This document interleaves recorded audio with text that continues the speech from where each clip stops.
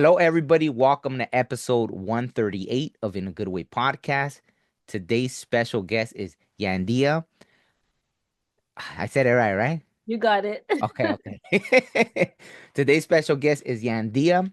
She is an oracle, a dream manifestation specialist. She's also a healer, amongst many, many other things. And she's also experienced multiple NDEs, which she's going to share about. So thank you. It's an honor to have you here. Thank you. Thank you so much for having me, Omar. Absolutely, absolutely. And well, we'll hear about your ND in a little bit, but I always like to start in the beginning. I know you were already experiencing things, right? So just a little bit. You don't have to go into like, because I know you've experienced a lot of things. So you don't have to go in into the whole thing, but Yeah, we key don't need points, to be yeah. here for years talking, right? Exactly, exactly. So we could just some of the first things you remember Okay. if you were already aware, right? Like I know for you it was already in your ancestry, right? Like you already Yeah, had family members that were very tapped in, right? And this and yeah. that. So if you Yes, could yes. speak a little bit about that and Sure. yeah, thank you. Sure. Yeah. So, I am from the most beautiful island, St. Lucia. Mm, And I had the privilege of being raised by my grandfather and my grandmother and all of their children. Now, my parents were together, but then they got divorced when I was young, and my mother came to Canada, and that's how I ended up spending that really I guess those years, with my grandparents and all my aunts and uncles and everybody in my all of my grandfather and grandmother's children, they all have some kind of gift. mm, So I just kind of grew up in a family that we just knew, like, everybody, someone dreams, someone sees things, whatever the case is. My grandfather was a healer, and he's now transitioned. But these supernatural things, stories, I grew up hearing stories about things that for me they were just, oh, regular, you know what mm, I mean? But when I came to Canada, I realized that was irregular. People didn't have the sort of dreams that I was having. They didn't. I mean, you just hear about like ghosts and different things. Maybe you see mm. like a TV show or whatever, but back home, all of this supernatural stuff was just, common knowledge, put it that way. Wow. Right? Yeah. Mm, So, um, like I said, my grandfather was a healer. He kind of took me under his wing. There's a lot of things he shared with me that I've come to find out that he didn't even share with his own children. oh, And that was because he had detected that I had similar gifts, as he had. And so I grew up for the longest time. I never knew that people didn't know the certain things that he had taught me until I was a lot older. And when I kind of started inquiring, I was like, oh, okay. I called him daddy. And oh, mm. daddy never shared that. They don't know that. They don't. Okay. So then I understood, he would tell me, what I'm showing you here, this is for you alone. Don't share this with anybody. Oh, wow. And I never, to this day, there's things that he has shown me that I have still never said to even the closest people to me, just out of love and respect, um for him, and for that time that we shared. So yeah, I guess growing up was normal until I realized that things that that I was experiencing wasn't your regular things. Like other friends of mine, they had no idea what I was talking about when I would share certain things. Oh, So it was a very lonely. mm. Um, Once I came to Canada, it was very lonely. Oh, I wow. have two younger siblings, right? My mom remarried and she had two other children. And yeah, she was very busy. Her and my stepdad have their own business, so they were very busy. So it literally was just like myself and my sister and my brother, and then we had like housekeepers or nannies, whatever. Mm. And that I was just left alone, to figure shit out. Oh, wow. Yeah, excuse my language. Am I Oh, allowed to you're say good. that? You're good. You're good. Yeah, and so I ended up going to the library a lot, Oh, just to try to. We didn't have well, I didn't have internet access, Mm. back then. And I think internet was kind of like just coming out for like common people, you know. Yeah, for the common folks. I'm Yeah. 42, right? 42 in January. So yeah, back then, no, I still remember like those cables and everything, and you're waiting forever. You're hearing that sound, like it's starting up. It wasn't Wi-Fi and all of that. So Yeah. yeah, I didn't have internet access, so I would go to the library a lot, and whatever I would dream about, I would look up books about those things that I was dreaming about. And that's pretty much how I came to understand, Mm. certain things. Or let's say it was more like getting confirmation, like, okay, I'm not crazy. This is a thing. This is a thing. Other people do this. People know about this. And that was pretty much it. I got into um I guess a lot of metaphysical stuff. I already had read the entire Bible by the age of, oh man, uh 12, Oh, wow. 13. Yeah, that's a whole other experience, how I actually ended up reading the Bible. But metaphysics, everything I studied, Hinduism, Islam, like my desire was just understanding what is it, this spiritual realm, what is this thing? Who is this person? For me at the time was I didn't really even understand God in the sense that how people, understood God. I thought what I was experiencing and who they were saying God was like kind of a different thing, until I Mm. realized like, oh, okay, these are like people are reading about God, and then there's like actually experiencing, Mm. God. So then it took a little while to figure that out. But I think my earliest experience that I can share that I could share would be a time when I would be around 7, no, no, no, younger than 7. Um, yeah, between 6 and 7, I think around there. Um, where I was waiting. This is back home in St. Lucia. So I Mm. was waiting for someone to pick me up from school, and I was waiting and everybody was leaving. So my mom is in Canada and my dad is, working. So I'm waiting now for an aunt or an uncle. And like I said, my grandparents had like 11 children. So anybody could be picking me up, right? So I was just waiting. And I guess someone may have forgotten whose turn it was to pick me up. And so I was just waiting there for a long time, and everybody was like leaving the school. And a voice said to me, I can bring you home. And I didn't have any fear. I didn't have anything. It's like, because I wanted to go home. And it was like, I could bring you home. But how do I get home from where I am? Right. And I just said, okay, I didn't have any fear. It just felt common. It felt like I knew this voice. And I just said, okay. And I literally just followed the voice all the way. And then I got home. Wow. That That's was my amazing. first experience. And I mean, I would get to a certain spot and it would just tell me, like, turn down here, go this way, go faster, go, like, I was just being guided the whole way through. And this just was regular. It kept happening throughout my whole life. There would be a time where I got injured by a boy at school, and I just left the school. I had no idea where my my dad's workplace was, and the voice helped me get to my dad's workplace. Wow. I used to do that all the time. I would always just leave school. I'm like, I'm done here. you Mm. know. I need my mom, my grandmother. I just felt I would feel a lot, and I'm just like, you know what, I need to be around my grandmother right now. I need to go. Where is she? And then I would just follow the voice. I would end up at her workplace, and this is like in town. I'm leaving. I mean, you probably just think of it. It's like it's not your. Yes, the island is small, but being that age, you shouldn't be just Yeah. traveling about the place. And I always felt protected. I always felt safe.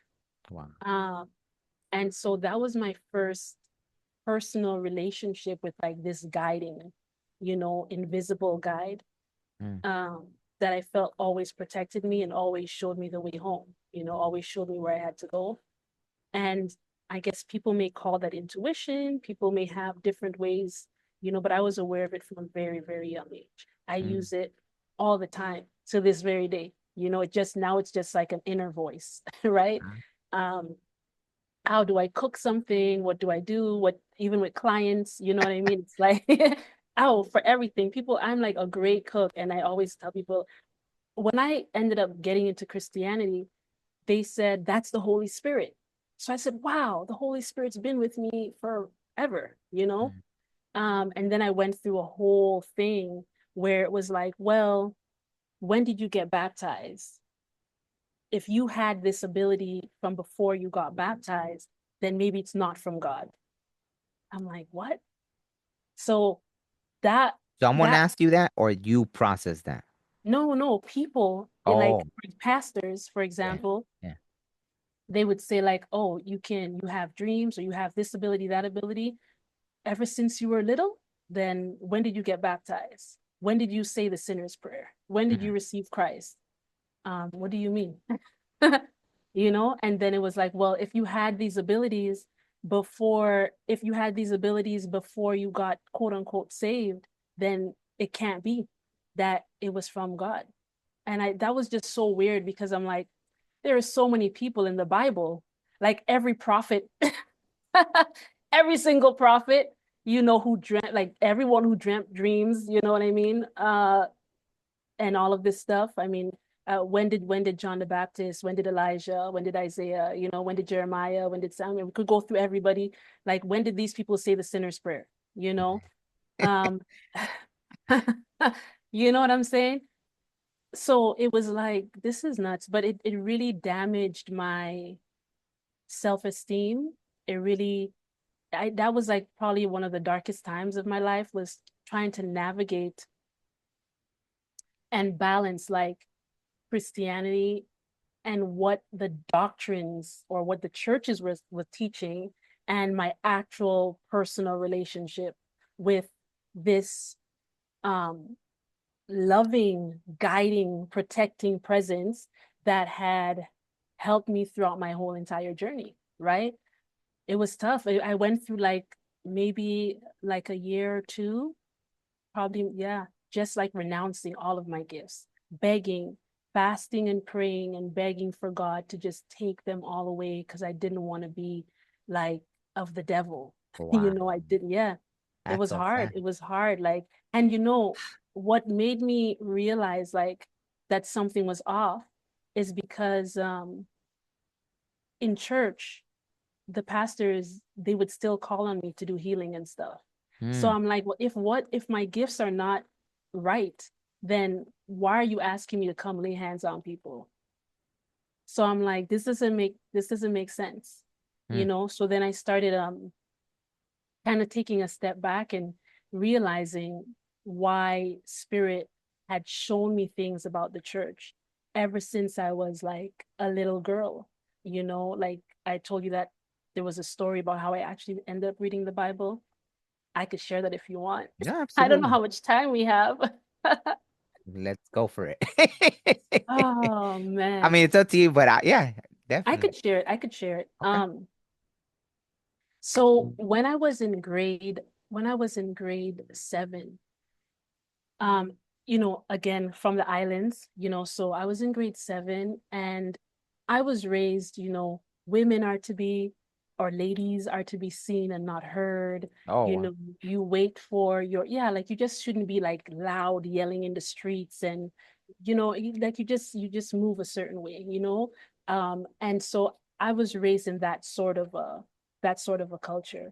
Little girls were quiet. Even the children generally were just quiet. You played where you're supposed to play, and when you're around adults, you sat down and let adults have their discussions. But my grandmother, she was Anglican, and so my grandfather was Catholic but Indigenous Mm, also. So he taught me a lot of spiritual things, but he taught me like, okay, the Lord's Prayer, and he taught me the Lord's Prayer and the Lord is my shepherd, right? I shall not want, that whole thing. mhm. So, and like it's Psalms, some Psalms and stuff. So Psalms I would 20. go to Yeah. yeah, I would go to church with my is that 23? I can't The remember. Lord's prayer, the Lord my shepherd, that's Psalms 23, I believe. Yeah. So I would go to church with my grandmother, but I wouldn't really pay attention to anything. So I was unaware of whatever. Apart from that exposure to church, I really didn't have anything. Sunday school, you're like not paying attention, right? Or whatever. You just want to like go run outside and play. I took a lot of washroom breaks. Anything that really seemed constricting, I just wanted to be outside. I just wanted to be out of the classroom, right? So I really didn't pay attention to anything. I love to sing the songs, from the hymn books or whatever, but that was it. Mm, So it wasn't until when I came to Canada I still was moving with that energy of just very respectful, very quiet. I knew that you were supposed to like wait for your husband and then it's when you do certain things and whatever. So up here, women or girls were more like promiscuous, you know? mm, They were kissing and touching and feeling and doing all these sort of things. And I was like, whoa, like that's not your husband, that sort of thing. And so for me, I got I got made fun of. I got this girl who was supposed to be my best friend. I would never participate in the things that she was doing. And she had a boyfriend and all this type of stuff. And I wouldn't, oh well, even if his friends like me or whoever, like I'm not doing those things, right? mm. So one day I got called outside by some children and they showed me that my name was written on the dumpster and it said Yandea is a lesbian. Wow. So back then, sure, of course, there's always been homosexuals, right? But back then, it was like, even back then, it was like, if you are gay, like, this is terrible. Mm. Like, it was not accepted at all, right? And so she wrote that on the dumpster.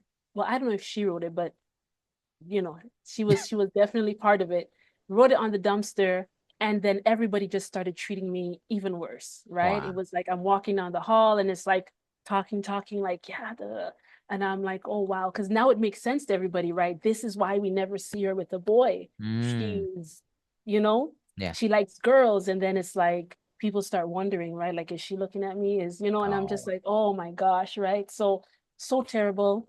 And then the last day of school, her and a few girls decided that they were going to beat me up. And this had Mm. been a rumor for like the whole, like basically ever since that dumpster incident.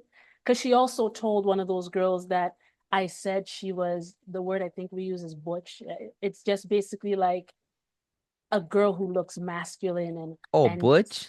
butch, yeah. Yeah, yeah, yeah, yeah. Butch, right? Yeah, yeah, yeah. So I don't know what words you guys use over there in the States, but No, I yeah, know. so Butch, you I've guys use yeah, yeah, butch? yeah. Yeah. So she said, yeah, she told the girl that I said like she was butch and all that. So this girl's obviously she's upset, but really she was like big and strong, and I Mm, was very little. And so anyways, last day of school, I'm like, holy crow, this all these girls are gonna fight me. I didn't even do I just didn't want to be doing stuff in the staircase with guys, and now I'm gonna get beat up. And so pretty much what happened is that they came out, they surrounded me, and this girl, who I'll leave nameless, she took a swing at me. And oh. when she swung at me, my body just like this Matrix was not even out then, okay? Mm, My body, I just went back and my body just kind of curved, like I can't go all the way back on my chair. mm, And she missed me. And next thing I know, my hand just came up and I just clocked her right in her face. And then she, like her nose was bleeding, or whatever. She had a nose ring, so mm, must have punctured something. And I remember thinking, oh, Lee, I'm dead. That's it. Like this is it. Like it's over for me, right? And so you don't hit the biggest girl in school, make her bleed. Like, oh, I was so afraid. But whatever was happening, like my body, it's like my body, honestly, it felt, I don't like to use the word possess, but I'm using abilities that I don't know how to fight, and mm, I'm just like, I'm like feeling my body just ready, to go. And so everybody else just kind of backed off, like probably thinking like this girl knows how to fight. yeah. I did not know how to fight. But this girl, the girl who was my friend, her boyfriend tripped me and I fell down, and then she got on top of me and she pulled my hair. And I seen my hair in her hands and she was just laughing. Oh, And I wow. just thought, what? And I don't know, that's what I was telling, this ability to fight. All of a sudden, I just did a maneuver and I ended up on top of her and I was just punching her. And then I remember the guy was saying, get off of her, get off. And they were pulling me off of her. I just blacked out, you know, I was just like Mm. gone, like into another zone. And I remember thinking, I'm gonna die this summer. Like this summer, I can't go outside. I can't do these girls. If they find me, I it's over. So I got home, the cops were called and everything because I like left the scene, everybody scattered because the teachers came. And I got home, but by the time I got home, my parents were they already knew what happened. We had to come Mm. back to the school. I had to talk to the cops. All the teachers had already been hearing the rumors. So they knew that this wasn't, they already knew what was going on, you know? I didn't get in any trouble. But that summer, I was so afraid because I was thinking, I can't even go outside and play. I can't go anywhere, none of the neighborhood places, because if they see me, if they find me, and I have younger siblings, you know, Oh. so no one could protect me. Mm. And I stayed inside. And I remember this one girl who had remained my friend, like really close. She said to me, she was a white girl, and Mm. she said to me, I have family that if I tell them, well, she said they were like in the KKK or whatever, right? I think for us, anybody who was like racist was KKK or whatever, like back then. So she was like, yeah, if I tell them that she beat me up, they'll go after her and they'll do terrible things to her and whatever. And I was like, yeah, let yeah, let's do it because I didn't for me, I was like, I need to be able to survive because if I have to go back to the same school and I'm going to be afraid every single day, you know, and the thing is, I don't know how I was able to beat this girl. I don't know how that happened. So it's not like I could have confidence in myself or be practicing, you know, like Karate Kid. I just Ah. didn't know, you know. And so I said, yeah, you know what, do it. But I had to get the girl's address. So I Mm. got off the phone with her and I was going to call another girl to get that other girl's address. And when I got off the phone, there was a TV. I was in my brother's room and he was younger. So he just had a little TV that, you know, you just turn the knobs and it's very blurry. It wasn't good quality at all. It was like the old TV, like, oh, let's put it in his room. He could play around with it. Mm. And that TV just it just got clear and this man was on the screen and I think you have to understand like this TV had like we had a hanger that we would Oh. put in because the antenna had broken and like this was just a play TV. This thing did not even like for it to have a clear for you to see something clear on this TV is a miracle, right? Oh. And so the TV just got clear and this man was on it and he was saying, you know, if you're no, he was saying like there's somebody out there right now and like he was doing like he was getting a message, right? And Mm. he said you're planning to do something really bad and you're gonna regret it. And he's like, this is what God is saying. And he was giving this message. And he said, just put your hand. He stretched his hand out like that. He's like, just put your hand onto the screen and I'm gonna pray with you. And I again the same thing, like feeling my body just move. My body just went forward and I placed my hand on the screen and I realized my face was like soaking wet. Like I had been crying the whole time. I don't even Wow. know how I honestly have no recollection. I don't remember feeling anything. It's just like when I realized I was touching the screen and I came back to, my Mm. face was just soaking wet. And like runny nose and everything. And I'm like, what the heck is going on? And so he said, if this is you, call this number at the bottom of the screen and the people will tell you what to do. So I was like, that is me, right? I know what I everything that was happening, I knew that this is something, you know. And so I called the number and the lady asked me, like, do you have a Bible? Do you go to church? You know, those questions. Mm. And I said, um, no, but I had a little red New Testament that they were giving out for free in Mm. school, and I had gotten one of those, but it was like on top of the closet somewhere. And so, yeah, she said, you need to find a way to go to church. And I said, okay. So I went downstairs and I told my mom what had happened. And my mom was like, what TV? So, what do you mean? I'm like, yes, the man came on the TV and he was saying this. And I was, you know, I told her the whole thing. and everyone is just like, that TV, like that was the miracle, really. You know, nobody, it wasn't even the message the man gave. It was like that TV turned on. So, you know, it was great.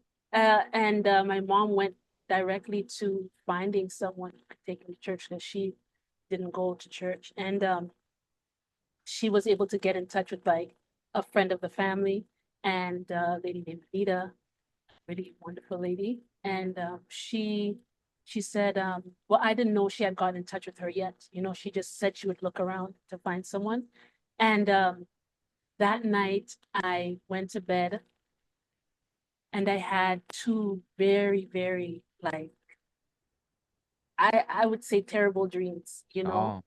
Yeah, one was one, so this was like my first known prophetic dream, which I came to find out was a prophetic dream. So the first dream, it's a long dream, I'm not gonna get into the whole thing, Mm, but pretty much it was like um I was seeing like Canada, I was seeing St. Lucia. So I know that it wasn't just one location, but I was mm, seeing north, I was seeing, you know, both places. And basically I was walking with a few people and then we ended up crossing the street and I remember feeling this heat, lots of heat. And I turned and when I looked behind me, like as far as I could see to my right and to my left was just this big wall of fire. mm, And it was just rolling. It was rolling, coming towards us. And the people were behind me. I was holding this baby boy. And I was like, what is going on? And I looked behind me and the fire came so close and it just swallowed up the people who were with me. And then I looked in front because we were like running. I looked in front, and in the middle of the intersection was a man, and he was dressed. He had a whistle, he had a hat, looked like a police officer. mm, And when I looked at him, he was blowing the whistle, and he wasn't talking to me. He was just directing me and telling me where to go. And then I looked down at his feet, and he was just floating, like off the mm. ground. And I realized like this is not a regular person. Mm. Obviously, officers don't float. So and I just like, okay, I followed his advice and I ran into the place that he directed me to go. And I went into this building and I was safe there. And so the building has like a front part and a back part. And I would look through the back part and I would see all of these people fighting. There was like no electricity or anything. People were Mm, cold, they were trying to be warm. And the thing that stood out so much about this dream was that, like I mentioned, at that time, we didn't have like huge amounts of homosexual people. But in this dream, there were so many homosexual people that, and they were protesting, and it was like homosexuals against blacks, homosexuals against white, black against white, white against black, homosexuals wow. against this, it was like they were the thing that stood out to me, like they were never like a group of people. You know how you consider, oh, the blacks, the Hispanics, the Asians, and then it's like then there's the homosexuals, like, you know, like now they actually have a like a community, Yeah, right? yeah. Before it wasn't like that really, you know? So that's what I was seeing in my dream. Like you had all of these sets of people, and then there were homosexuals, but everybody was fighting. There were homosexuals against homosexuals. It Oh. was like major chaos. And I was really looking at this for a long time and taking note of certain things. But then I remember I was getting hungry and I looked, and the only thing that was there to eat was like powdered milk and Mm, cassava. You know what grated cassava is? We call it furin. Like it's like, you know what cassava is? no. Well, it was like it's cassava. It's a root plant and it was just like grated, right? Oh, wow. And that was there and it was dried up. So there was just these two products. So now, you know, I know it's like, okay, the milk, the grain, whatever the case. So basically food scarcity, Yeah, yeah. right? And so I had that alone there to eat, a can and a bag, a sack of cassava, grated cassava. And then I went to the front of the building, and the front of the building is like would be where the police officer was. So like he directed me to go into the building and I went into the back and I went up, right? I heard some people coming out the back of the building and I was like, what is going on? Like who are these people? I was afraid that it was the angry protesting people gonna come in, they're gonna take the little bit of food that I have and I have this baby. And pretty much what ended up happening was it was the people who had gotten swallowed up by the fire who were with me. And I was like, what happened? Like, I thought you guys, died. Like, I saw the fire take you. Mm. And one of the ladies were my mom. And she said to me, it didn't kill us, it just purified us. Oh. And I was like, oh, okay. And okay, right?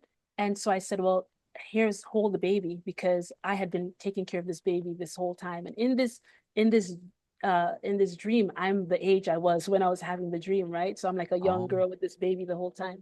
So then I went to the front of the building to look out the window to see, because if these people came out of the fire, I went to the front to see. And that's when I saw all the clouds coming together, right? Like all the clouds were just pulling together and they were making Mm. like this whirlwind, like this tornado looking thing. Like all the clouds are coming together. And there were all of these colors inside of the clouds, right? Like rainbow colors, like lights flashing and stuff.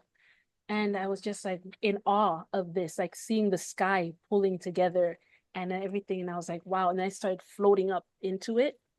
And then when I floated up into it, so this dream was, I had two dreams, right? This was the second dream. Mm. So this dream, in this one, I went up into this thing and I knew that the person who was there was the same person from my first dream that I Mm. had. And I opened my eyes like really wide because there was so much light. I just wanted to see who it was who was orchestrating this whole thing. And when I did that, my eyes opened up in real life, right? And I'm like Oh, in my wow. bedroom.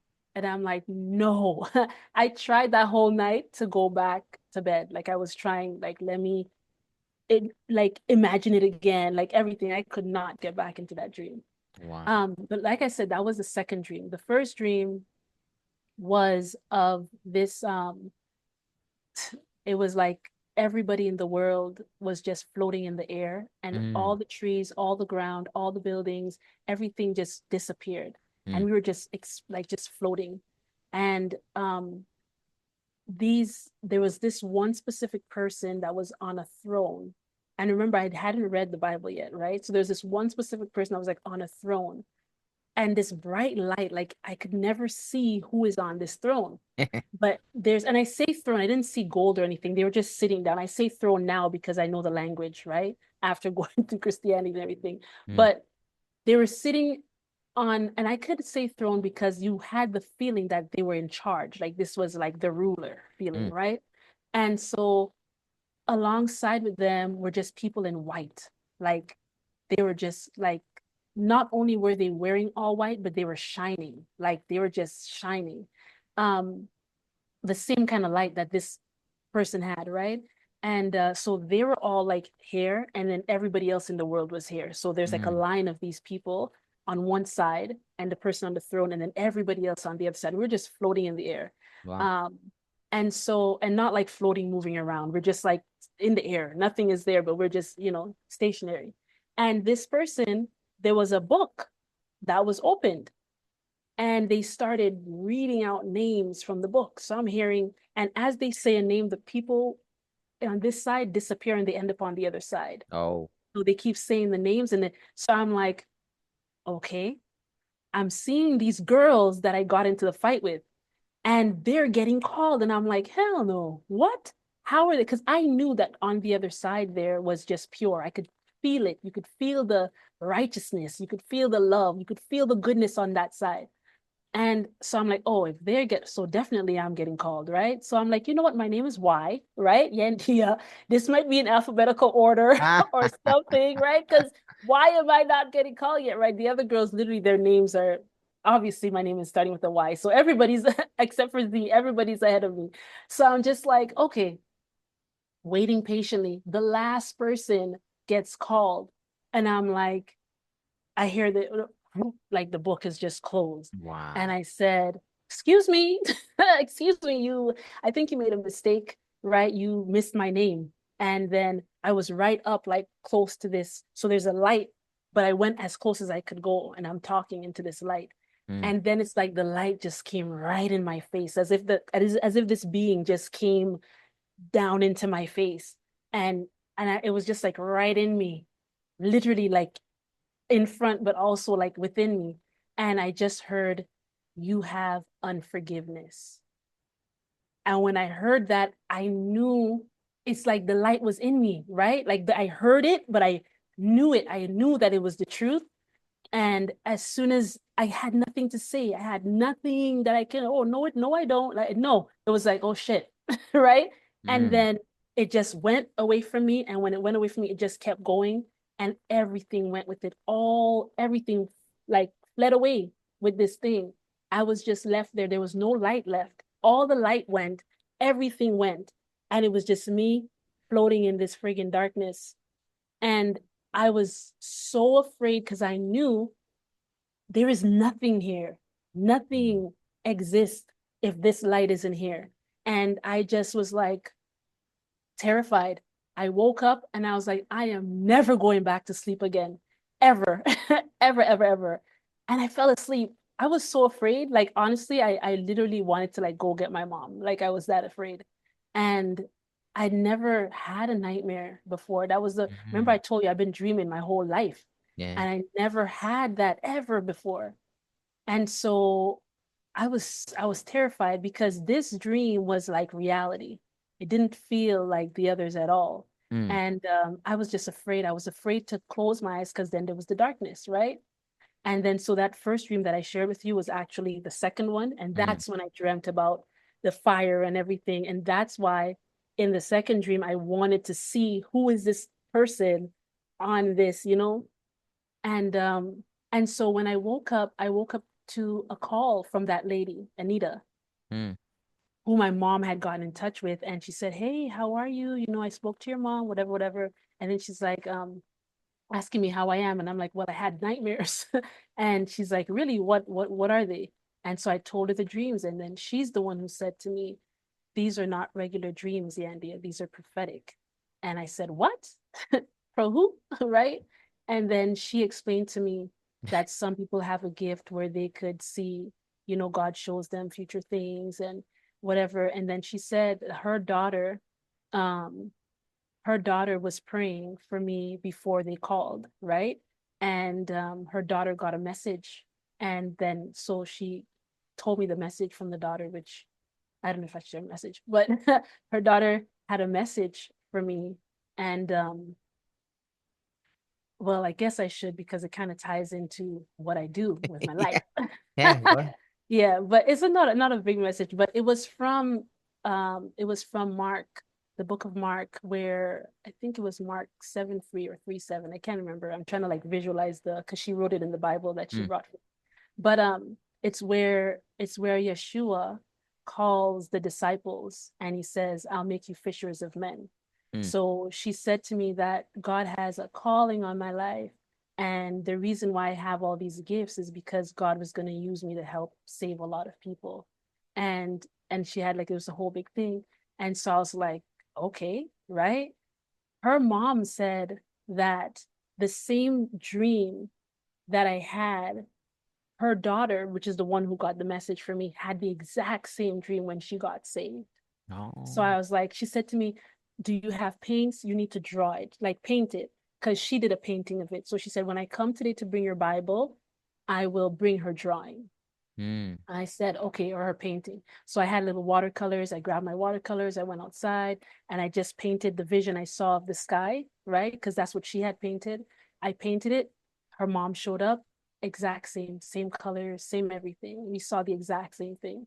wow. So that was when I knew, like, okay, that's now other people are dreaming the same things as you. So, or you're dreaming the same things as them. So maybe this is not, just some weird stuff, Mm, right? So that was my beginning. So she got me this Bible, and I just kind of spent that whole summer, those 2 months, just outside. I opened up the Bible, and when I opened the Bible, there was this a blue light. It was just like a ball, not like it was like a 3D, like it actually looked like a ball, like this, like a ball, but very tiny, very, very tiny. And it would come, and that's actually like my favorite color blue. I think that's why that's my favorite color blue. mm, So it would come on the Bible and it would just be like going under the lines, like under the sentences. And I would just read, almost like how what are those laser things you would use if you're like doing a presentation or something, yeah. to like a pointer, like a laser pointer, but it was blue, right? And it would just be under, and I would read, follow it, follow it, follow it. And then I would be reading, and then it would disappear, and I would flip the pages until I saw it again.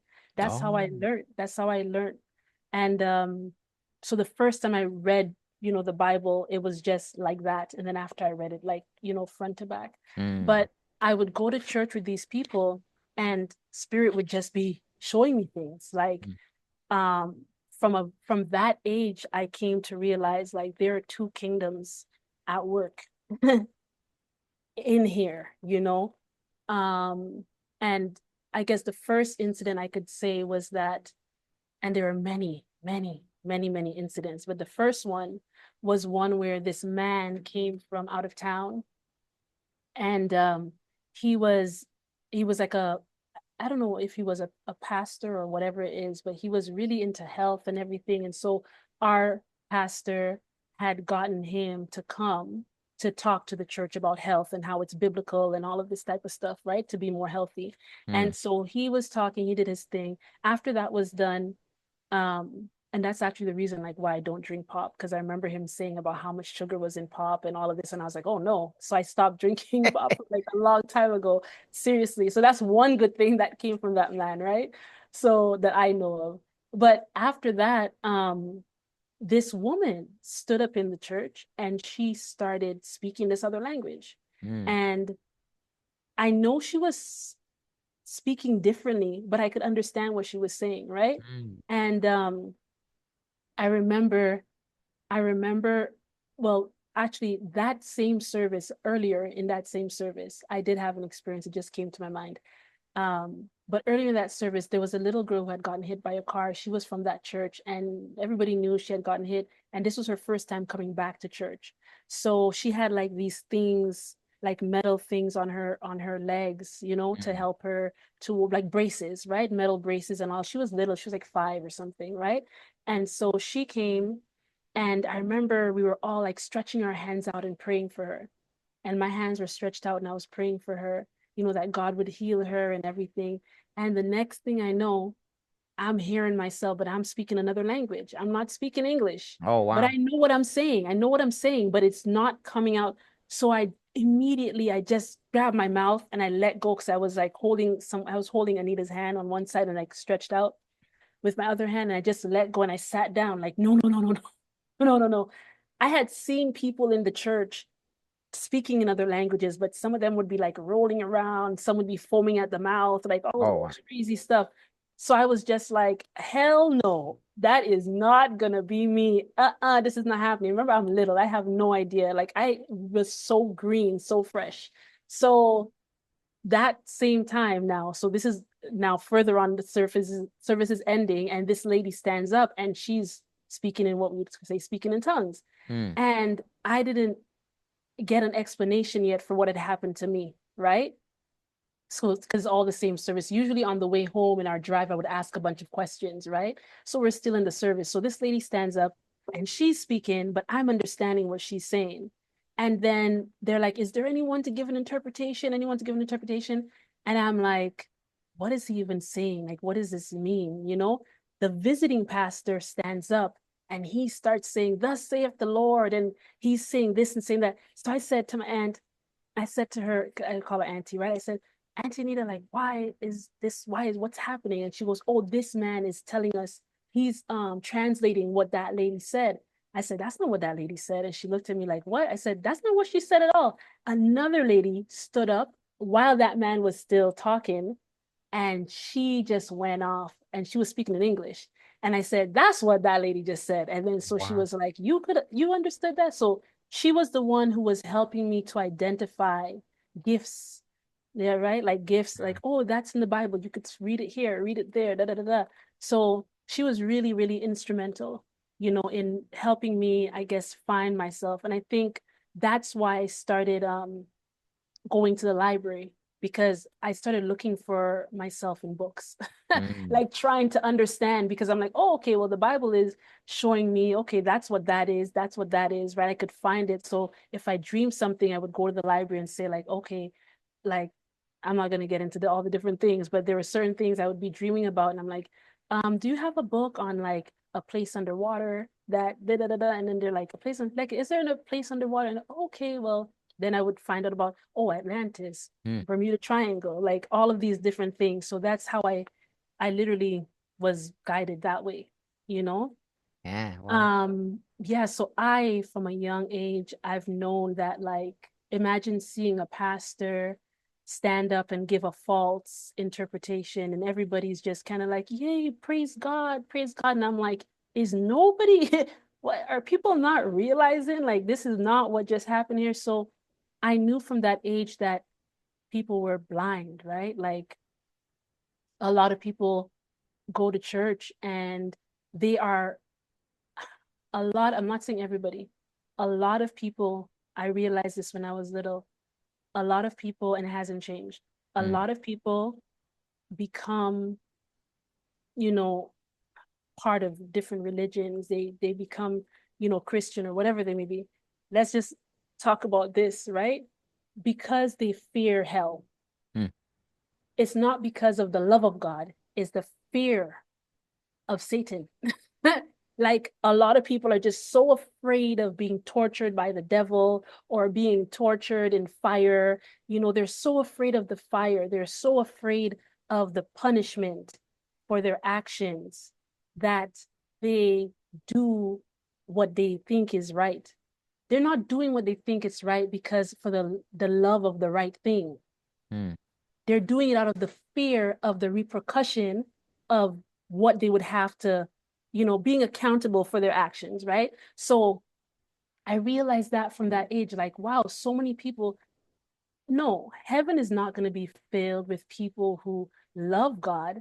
It's going to be filled with people who are afraid of the devil. It's going to Hmm. be filled with people who are afraid of what God might do to them if they acted out what they really wanted to act out.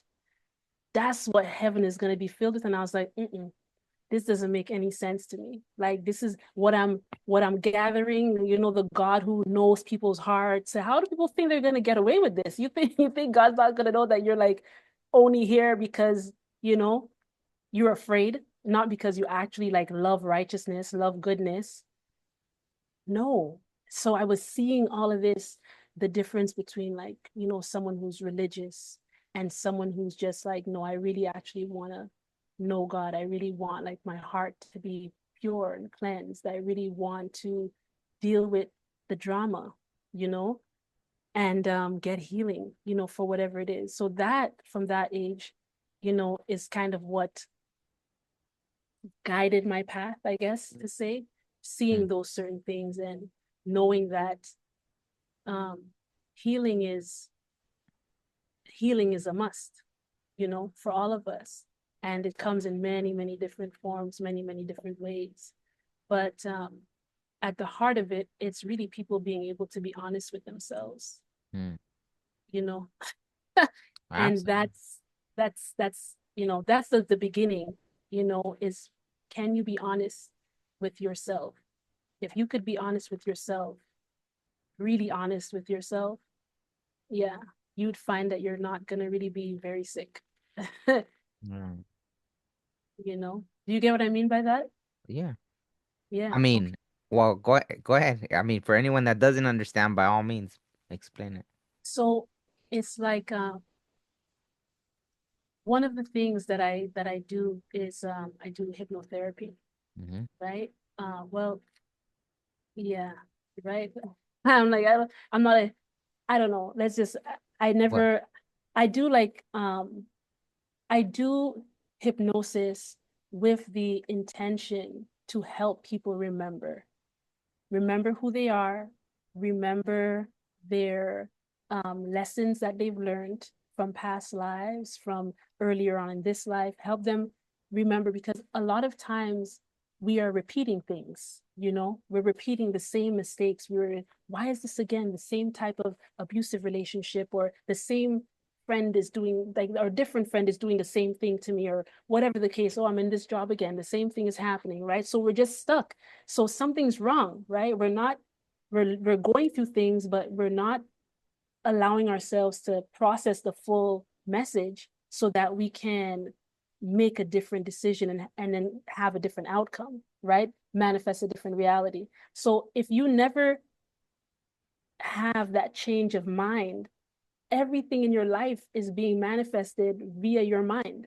Mm, So if you manifested this thing today and you don't change your mind, all you could do is manifest the same thing tomorrow. mm. You get what I'm saying? Yeah. And so where being truthful comes in is that a lot of the things that we're manifesting is like coming from a place of pain and trauma. And a lot of us don't want to sit down and really be like, okay, what the heck is going on with me?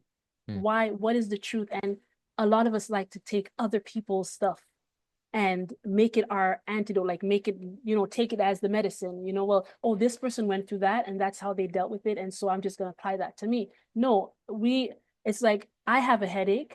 You have a headache. Someone else have a headache. I don't want us to have headaches. Headaches are terrible. Someone has a headache. Person A has a headache. I take it all back. Person A has a headache. Person B has a headache. Person C has a headache. Do they all need Tylenol, or do they all need, no, right? I don't even think with that, but I'm saying like, no, maybe one person has the headache because they need glasses. They've been staring at the screen for such a long time. Another person has a headache because they didn't sleep for 3, 4 days. Another person has a headache because it's hormonal, right? She's gonna, it's her time of the month, and changes are happening.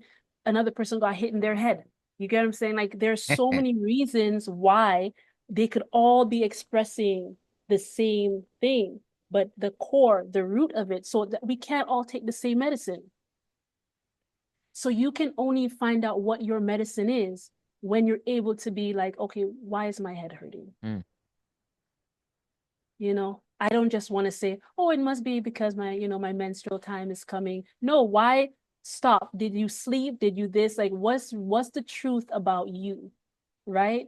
And sometimes it's hard for people to accept, like, to take that look in the mirror and to see themselves for who they truly are, because people like to believe things about themselves. You know what I mean? They like to make themselves more than they are, or they like to make themselves less than they are. When you make yourself less than you are, you don't have to be responsible, right? Ah.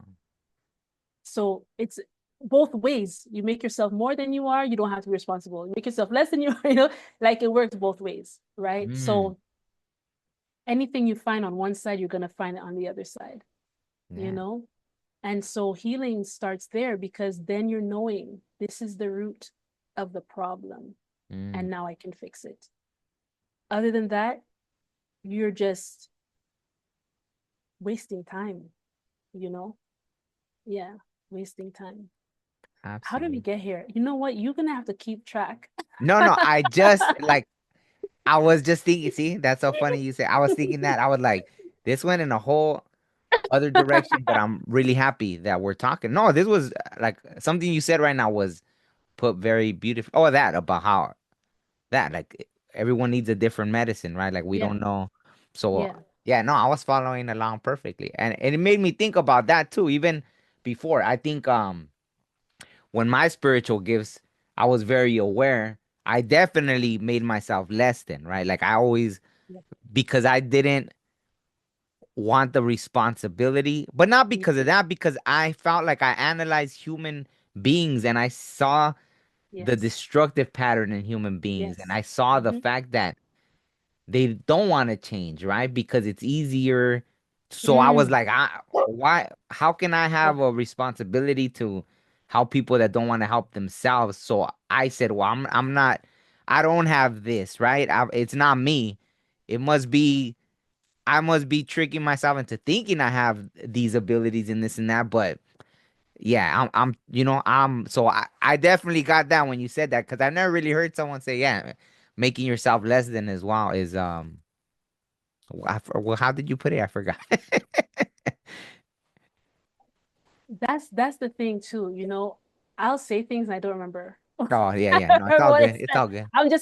I'm like very present, just in Yeah. the moment. But I think it was something along the lines of like maybe fearing responsibility or Yeah, something. yeah, yeah, yeah. That's why I'm happy you're Absolutely. recording because then we get to listen back to it, right? Yeah, absolutely, absolutely. No, no. So I for a long time, right? That was something, right? Well, they have the word for it. They call it imposter syndrome, right? Like when you, Oh, yes, yeah, yes, yes. when you, I mean, even that, like you even sound like when you were young, right? Not understanding and praying, take it away, take it away. I've gone through the same thing where I prayed for Oh something to get man. taken away. I don't want it. I don't Yeah. want it. So Yeah. 100%, I got you. Yeah. I mean, we can keep going in this direction, or I don't know if you We want to can go share about, anywhere. We can go huh? anywhere. We can Yeah, go yeah. anywhere, wherever you want to Exactly, go. exactly, exactly. See, I feel like we're floating right now. We could go Yeah. anywhere. I definitely want to ask you about the Andy just because I know people are interested in that. So if you want to talk about that, and then we'll take it wherever it goes from there. But if you want to talk Yeah. about the Yeah. NDE Yeah. experiences, Sure. okay. So wow, wow. In hmm, it's funny, right? Like everything's connected. So I have to find a good starting place. I mean, if you feel like there's another place you want to go, because I did have questions while you were talking, and then, but I was so present, they kept Oh, like, we're the same yeah, spot, right? yeah. Oh gosh. Well, let's see. The NDE, well, okay, I have to start from here. So this just happened January 2024, Oh wow. right? I've had other experiences about death, where I've learned about death, spiritual experiences, but and ever since, this is the next thing too. So yeah, now I do a lot of past life regression and stuff for people, but I got into that because ever since I was little, I had memories of Mm, my other lives. So, um, yeah, I just knew that at some point in my life, I was going to do this and I was going to be able to help people also to remember. And it just so happened that like I do it now. Right now was the time for me to do it, and um, I've been wow, I've been learning so much from the people who I will say the people who spirit guides to come to me to do their past life regressions. Like, yeah, we've been doing this, we've been working together. It's just amazing. It's like a gathering, mm, of souls now happening. So anyhow, but I brought that up to say this is not my first experience around death, but in this life, it was the closest that I've ever come, right? I personally I don't have any proof of it, so I don't say it to people because then someone's go, oh well, did you know where was the heart monitor and where was this that? But I know from my own experience that I died mm, and then I got access back into my body. Like I know that, right? mhm, But I don't have any reports to show anybody, apart from my husband being there and all the hospital reports. But they still weren't around when I went through that certain point. mm. So that happened January 2024. January 15th, I had the first one, and then January 16th, I had the second one. Oh wow. And but in August of 2023. So I do retreats at my property, right? So every year it's a thing I do every year. I do maybe about 3 retreats every year, Oh. and yeah, and so all based around just healing, manifesting your higher self, and all this sort of stuff, right? Beautiful stuff. Mm, So I was preparing for one of the retreats. It was August, and I have a committee, right? That helps me out with it too, like to make sure everything goes accordingly. And I remember I was in my room and then I had this vision and it was different. Usually when I'm thinking about the retreats, I sit down and then I utilize my giftings, right? I think like, okay, this retreat is happening. What is going to happen, right? So I just kind of do that and I see, so I have an idea of like, okay, this is pretty much, and I talk about this, right? Like you can do like visualization, like, okay, I want to create something for the future. And you can stay there and try to imagine it, right? What it is you want to make. Or you can literally just see what will exist in 5 years from now, a month from now, and then just create that since you know so that's how I do my manifestation. My manifestation, I basically see what's there in the future, and then I take the steps towards that thing. Mm, right? Um, and so it's different. It's a little bit different how I teach about manifestation. It's really that's why you need to definitely be tapped in and connected to your higher self so that you could have access to timelines. So I sat down and I was like, okay, let me see what's happening for this retreat that's coming up so I could understand how I'm going to design it, right, for mm, the people coming. And that was my purpose, right, to sit down and to see this. But I went past the retreat date and I went past it. I mean, it happens really fast, right? I went past the retreat date into the future, a little bit more into the future. And as soon as I got as far as I just got to a certain point, and it's like I was like, whoop, stopped. And I heard these words, you will die, but not die. Like I heard that. You will die, but not die. All of your shame, your guilt, everything from your past will be gone, but you remember it. mm, And as soon as I heard that, I was like, what? Like I taking it all in, like I will die but not die. I just got pulled back. I was getting pulled back through time again. So now I went into the future and I was being pulled back.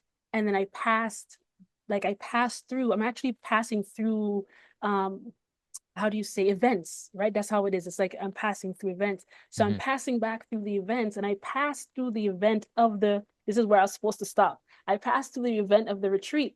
And as I'm passing through, there's a man there that I've never met before. And I hear him say, it's like she's possessed. It's like she's possessed. It's like she was possessed. And I heard that word. And I knew that they were talking about um, I knew the topic because I passed through it. I knew the topic. They were talking about like shrooms and psychedelics and all this type of stuff. And I was just like, what? And then I just came back into my body. And I said to the committee, I was like, um, there's this man there. And he said, so they know me and everything. So I said to them, like, yeah, he was talking about shrooms and said it's like she's possessed. And I was thinking, maybe I won't do shrooms. I had that ah, thought, right? Like maybe I won't, do any plant medicines or anything like that, right? Um, we laughed about it or whatever the case is. And I really was thinking, like, because I had a thought, maybe, maybe I'll try that for this. Like, I had that thought in my head. And then I said, no, no way, I'm not going to do that. I don't think I'm going to do that because this person said it's like she's possessed. mm, And so I am definitely not trying to be possessed at my retreat, or even give that illusion, of that. mm, And so we left that there. That was August. I had the retreat and there was one man came that I'd never seen before. And I went inside and I was like preparing the cacao, right? And all that stuff. And then I was talking to Spirit and I was saying, about the whole thing, like, what's gonna happen to me? I'm gonna die, like I'm going through like I'm gonna die, but not die. Like, okay, like should I not do it? I'm going through like, yo, what's going on? And so I said, you know what? Whatever.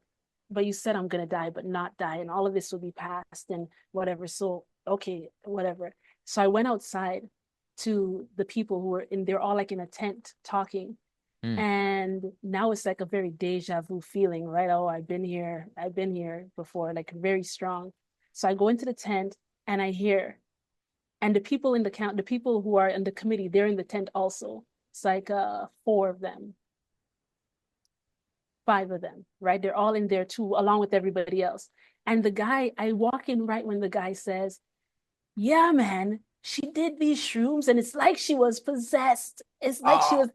And I said, oh my gosh, he was talking about the person that had brought him to. So mm, they were having this whole conversation about psychedelics and stuff, right? mm, And I was like, and everybody, the committee people, we all looked at each other like, holy shit, okay, it wasn't you. They were talking about something else. And so, so I thought, okay, well, that's great. That's over, right? And I thought this whole thing about the death was just like a spiritual, because we die to ourselves daily, like yeah, yeah, moving from absolutely. one concept to the next. So I was like, okay, I learned something. That was me learning something right there, right? The fear of what people will think about you or the this or that. So I'm like, okay, I gotta let that go. I gotta let all that go. So I thought I had gone through my thing. Moving on, so August, September, October, November, December, bam, January hits. January 10th is my birthday. I'm turning 41, Mm. right? It's like all good, whatever. I'm pregnant. I'm like, wow, yes, And I had like a cold. I ended up getting sick. I had a cold and all this stuff, right? So I'm like, whatever. My husband, my birthday, he goes, I have a healing tent.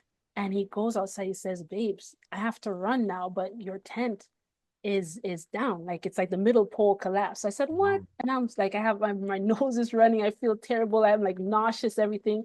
So I go out to the tent and the middle pole just kind of like broke. And so the tent is down. It's I don't know where all this water. It was like January, but we had like a storm, like just Mm. rain. And I'm like in January, and I'm sitting there and I'm standing and I'm looking at this tent and I'm thinking, okay, what does this mean? What does this mean on my birthday? Like, what does this mean? And it's like, it just came to me, right? I said, oh, many blessings, but the house.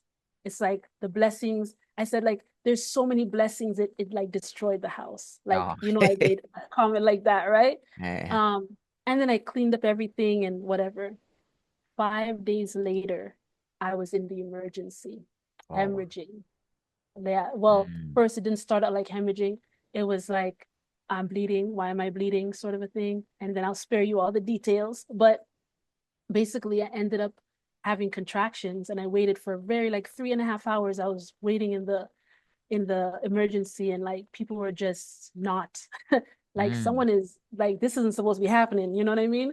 But when I finally got into the to see the doctor wasn't even there. I got into the room and I changed into the gown and then I miscarried the baby, Oh. right? Yeah. Yes. And so that was like very traumatic, but they pretty much were like, okay, you need to come back tomorrow. And yeah, you need to come back tomorrow so we could do a certain examination, blah, blah, whatever. Mm. So cleaned up and then they sent me home. But I went to the washroom before I went home. And then I just started feeling like my hands, I couldn't feel my hands. They were cold. I couldn't feel my feet. I'm walking, but I can't feel. I'm just walking in faith. I'm taking Wow. steps, but I can't feel myself. And then as soon as I got outside the door, my husband was there and I said to him, I'm gonna faint or I'm gonna pass out. He said I never said any words. I guess I said it, but it didn't come out.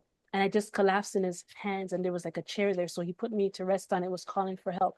And that was the first experience I had where when as soon as I fell into his hands, it's like I was in this place. Mm. And the place was just pitch dark. It was just darkness, but it felt like I was underwater. Oh, I wow. wasn't feeling water or like breathing in water. It felt like I was underwater. I don't know how. I've tried so much to try to like, how can I better explain this? But Mm. I looked up and I knew I was deep. I felt like I was deep underwater. And I looked up and I could see light, Mm. but the light was just like in a circle, like imagine if you're sitting under like a lake, a deep lake, and you could see the moonlight. You see how it would be just like a little area with that's how it looked. Mm. So as soon as I looked at it and I could see like what looked like waves, right? Mm. Like the light and then like waves. So I'm like, that's I think all of that made me think of water. Mm. But I looked up and I could tell that my husband was on the other side of that light. So I just wanted to go to it. So I just like with my thought, I just thought like I want to go and I was there. And I kept doing things to go through, and I could not get through that Mm. to the other side. And while I was there, I could tell you what's going on in the hospital. Oh, I wow. couldn't see it. I could only see darkness and then this light, but I could tell everything else that was going. I could tell there was a male nurse talking to another nurse, female nurse. He turned, he looked like I could still see the man's face. He turned and looked and to where we were, like where my body would have been, and he Mm. left her and came running. Like I saw all of that, right? But yeah, but they were not aware that I Yeah. was aware of what was happening there. And so I just kept trying to go out into their realm and I just couldn't go and I got so tired. I just Mm. got so tired. Like I just I didn't have a physical body, but damn, I was like I had no other thoughts. I had no other how to get across. And I just got tired. And I No. just kind of like relaxed. And when I relaxed, I just went back down. And then next thing I know, I was hearing the nurse say, "Are you coming back? Are you coming back to us? Are you coming back to us?" I was hearing that. And then it's just like when you're waking up and you kind of start opening your eyes and you start Mhm. seeing. That's how it was. I started seeing into this realm. And then I was like, "Oh wow, I'm back in my body." Mm. And yeah, and then they put me like on a stretcher and all this stuff. Took my blood pressure, and then they're like, "Okay, you could go home now. You have to go in a wheelchair because you can't walk." But they Mm. put me in, and then boom, I went home. So that I got back home like around 1 a.m., something like that. And then I got home, and next thing you know, I don't know how long I was on the couch for, like hanging out with my husband. And then he's like, "You know what, let me just go into the bedroom." And I was just like, okay. So I just lifted myself a little bit, a little bit. And I had, when I got home, I was just bleeding like nonstop. I was hemorrhaging. And Wow. I was like, this is not normal. Like, I've had a miscarriage before. This is not like, this is not normal. Mm. And so, again, sparing you from the details, but any woman would know, Mm. this is not right. And so he said, let's move you to a place more comfortable. And that's when I tried to lift my head. I couldn't, and I just felt the darkness coming back. And I was like, babe, no, like it's happening, like it's happening again. And the fear I had was because I did not know how to get out of this place. It's not that the place was scary, but it's the feeling of you want to get out of a place and you don't know how, you know? So I really didn't want to go back to that place. But yeah, the darkness came again. He got on the phone to try to call 911, and I was just going in and out from that realm, not the same place. When I was home and I went back to the other side, the first place I was was where I saw the life review. Mm. That was the first thing when I went back. Yeah, the first thing I went, and this is, yeah, people have different experiences, right? But the first place I went was when I saw the live review. Again, you're in the darkness is there. It's just not scary. You Mm. know what I mean? Yeah. But I'm in this place, darkness, and there's, um, I don't have a body, but there is a presence of what I would say, what I have identified in my life as a presence of Most High. Mm. This presence is with me. I can't see the presence. And I don't have a body, but it's like the presence is there, like almost like how a parent would be behind a child. You know what I mean? And is with me, and I'm like, oh, I've been here. Like I know this place. I've come here before. So I No. already know. I already know everything that's supposed to happen here. Oh, this is the place where this happens and that happens. So I'm like, okay, we're here. And then not physical hands, right? But the same way that a person would deal cards, like this, going like this. That's the motion that was happening in front of me, right? Oh.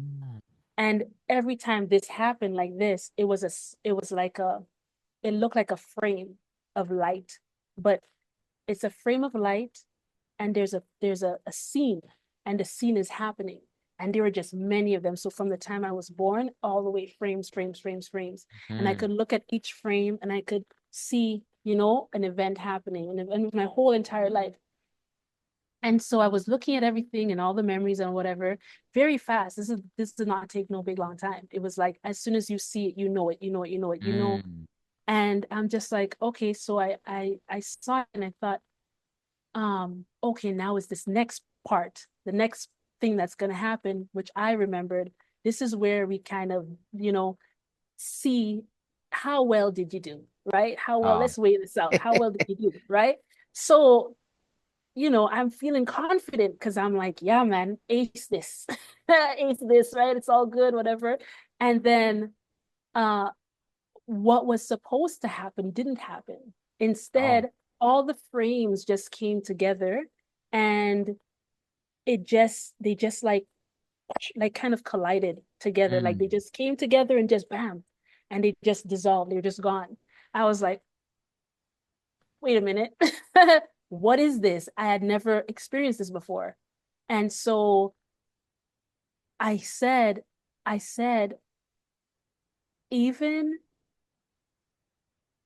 like being a vegetarian, like the way it felt was like this was like nothing. This is like you just trash this. Like Oh, okay, wow. next. Yeah. It was like everything just came together. And I thought, okay, everything I did that everything I saw that was good, like when I was saying aced it, I'm like aced it because I know all the healing, this, that, whatever, that's all spirit, right? So I'm like, okay, then maybe that's why it doesn't count for anything because I didn't really do it from like my, you know, physical, I don't want to say physical, but like I did it by a higher power, put it this way, right? So I'm like, okay, maybe that's why. But then I thought, well, what about being a vegetarian? Like that has to count for something because come on, I know I chose that.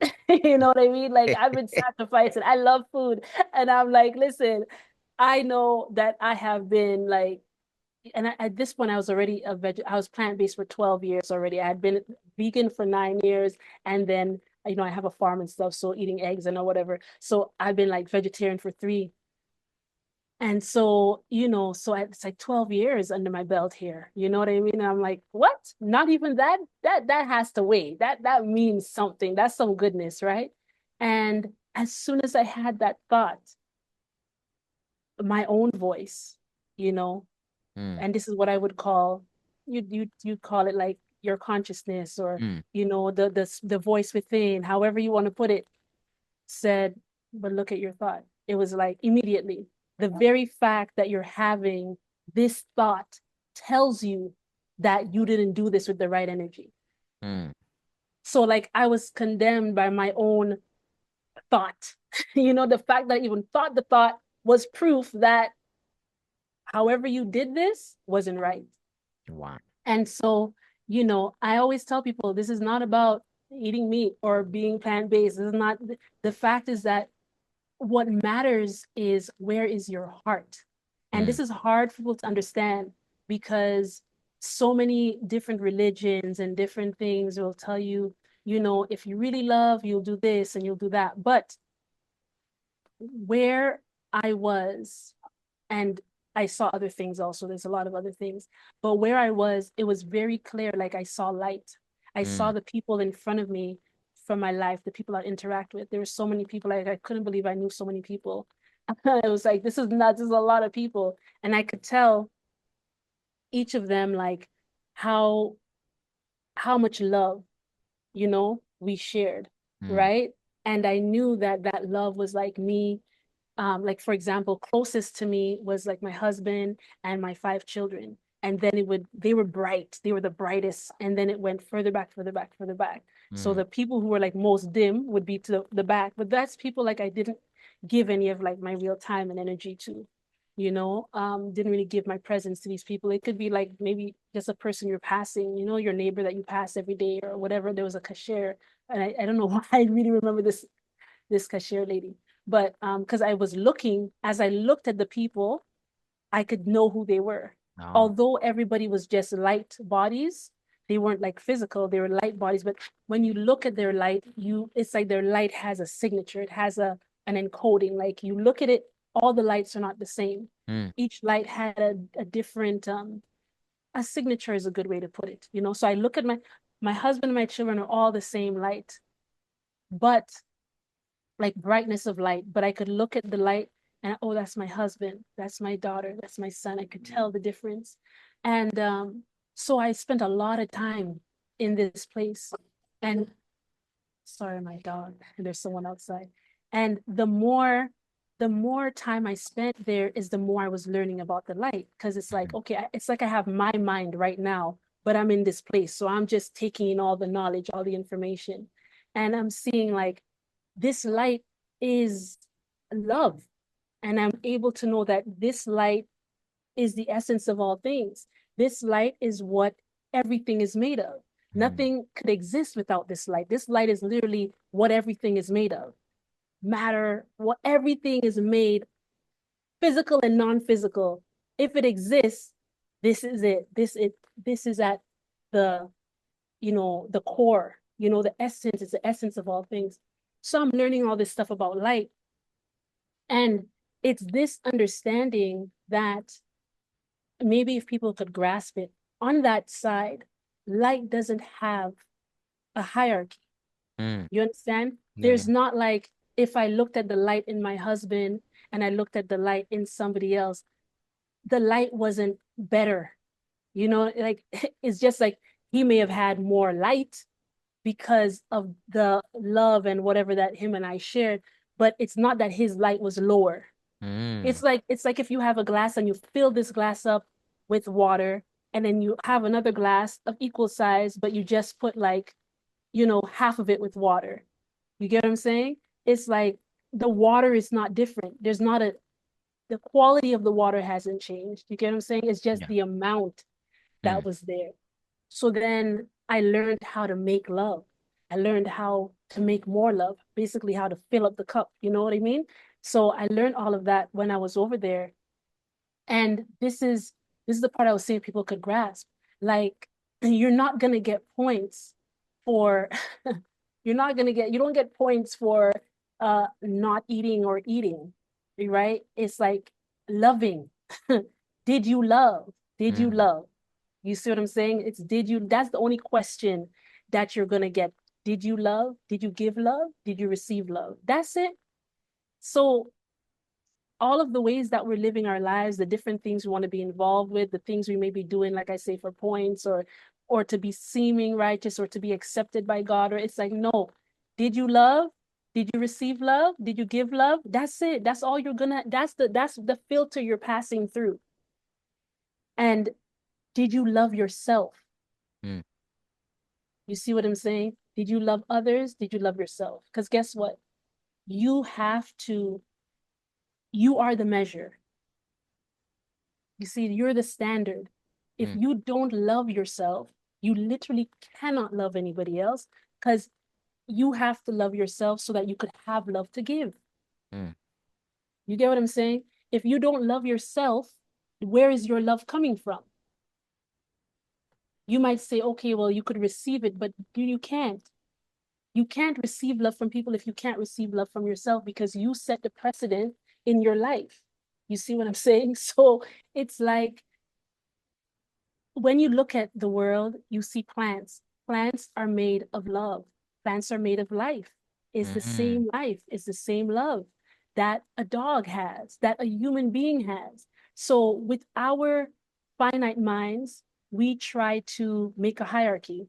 Okay, the people, the animals, then the plants. Oh, I'm better than this person because I took life from the plant and not the animal. But guess what? On the other side, it's all love. So it doesn't matter. It's all life. You took life from the animal. You took life from the dog. You took life from a person. That is what you're taking. You are taking life. Mm. You're not taking their consciousness. You're not taking, you're taking life. That's it. So, and plants do have consciousness. You get what I'm saying? Yeah. We have different levels of consciousness. So we should not feel better than another person because we took life, not a different form of life. We took life from a different form. Mm. You see, some people say, oh, it's a different. No, there's one form of life. And life gives life to different forms. It gives life to the form of a plant, to the form of a this, but it's the same life. So we can't be having self-righteous feelings. You get what I'm saying? Mm. Of this is no, just choose to eat what you eat because that's what you want to eat. You get what I'm saying? Just choose it because okay, I like animals and I don't want to eat them. Good, do that. Or they suffer, I don't want to eat them. But don't fool yourself into thinking that you are not taking life when you eat whatever you eat. You are. The sun gives life. You look at the sun, guess what? That's like our biggest form of energy. Really, if Mm. you're taking it in that way, you're taking life all the time. We we give life and we take life all the time. It is how it is. We inhale and we exhale. The trees are taking in our carbon, we're taking the oxygen. You see what I'm saying? This is life. That's it. So, it's like, yeah, it's a lot. You know what I mean? But when I came out from Like when the ambulance finally came and I went back in and the doctor's a great doctor helped me and I stopped bleeding as much. And then finally, whatever. I had like so much, there was so much that I was trying to contain in myself. I had already had all this knowledge from my life, but then now this was like some real, this was like the real deal. It's like, oh crap, like, wow, everything I learned on earth was twisted. Mm. Everything, every single thing, down to love. I thought I had love down. No, even that I had. And the thing is, like, we have so much divisions among ourselves. Like, well, my religion is better than yours. My way of belief is better than yours. My healing modality, my this, my that. But guess what? On the other side, it's perfect. It's 100%. Mm. 100%. Over here, it doesn't matter if you're 99.9, you're still wrong. Like, let that sink in. Because truth is truth. Truth is no variation in it. It's truth. It's like light is light. You get what I'm saying? Yeah. There's no darkness in it. So on the other side is perfection. There's no 99.9, it's 100%. So whatever we're doing over here, you could big yourself up all you want. Like, you know what? My way is better than your, but it don't count for shit. It doesn't matter. There is no almost perfect. It's like perfect or not.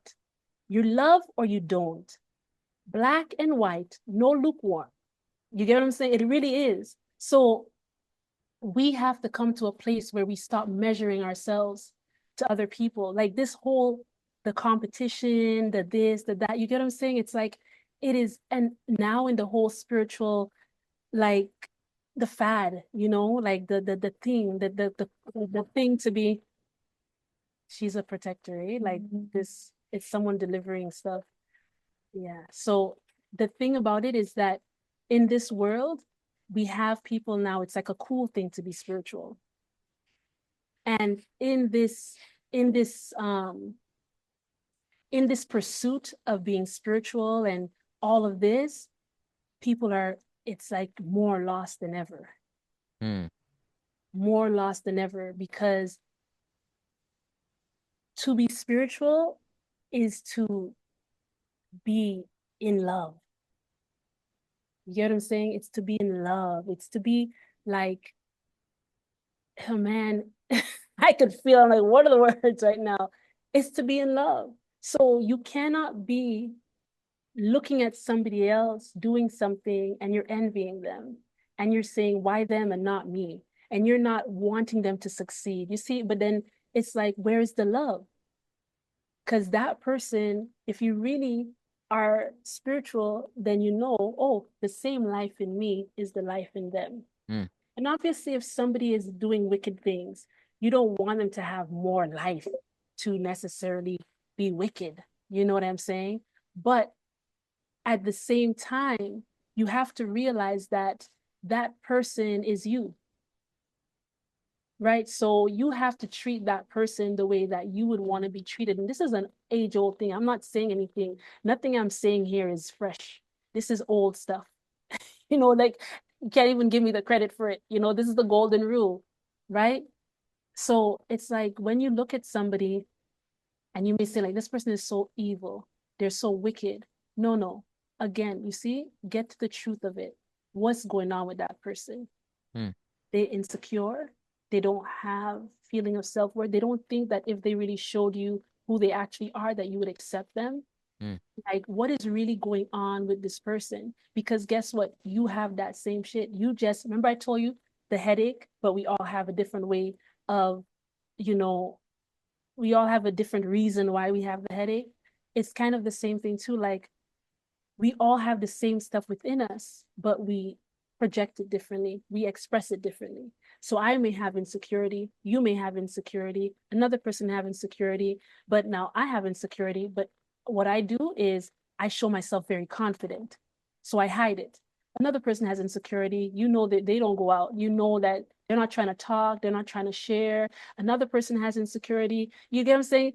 But we all have it. So when you see somebody else and they're seeming to you negative, like what's going on with that person, they're so not like me, I could never do that, then you know for a fact you know for a fact that there is something in that person that is exactly like you, because that's why it's bothering you so much. You hate it so much in yourself that when you see it outwardly, you just, there's no, there's no denying it. You get what I'm saying? It's like, I just hate that so much. Well, why do you hate it so much? And then have you seen it in you? And do you hate it also? So that means there's an aspect of yourself that you haven't reconciled.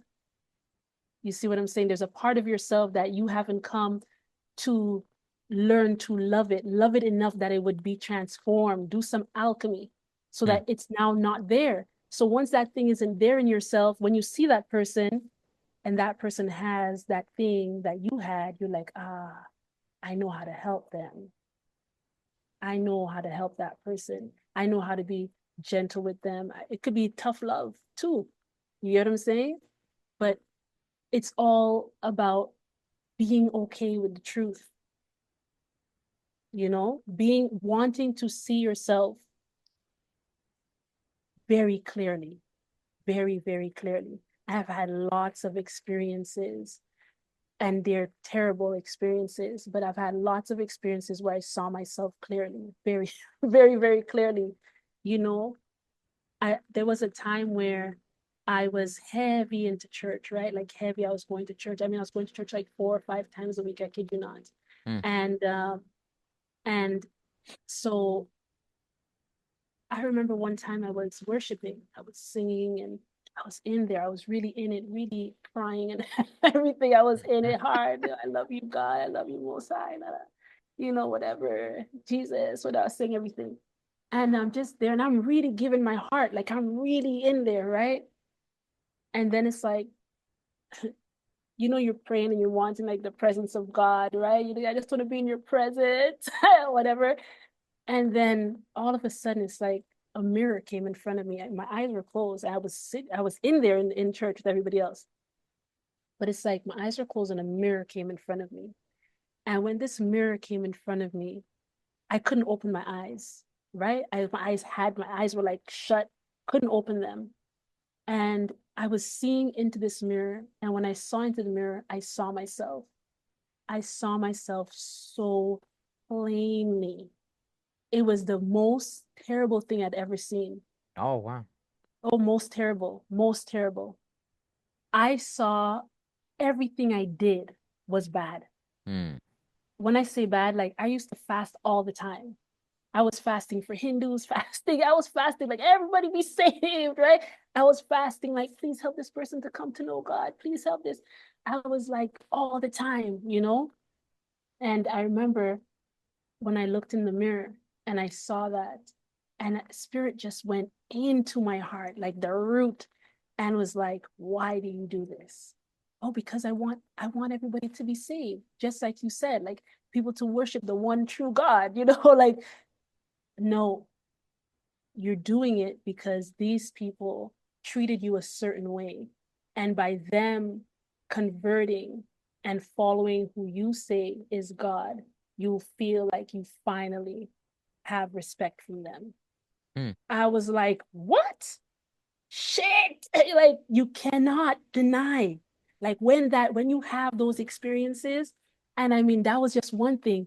I mean, my life got combed through every every action I was doing, tithing, like everything I was doing that I thought like, okay, check mark, got that done, got that done. Like show me the commandments. Check, check, check, check, check. Like, self freaking righteous. Okay.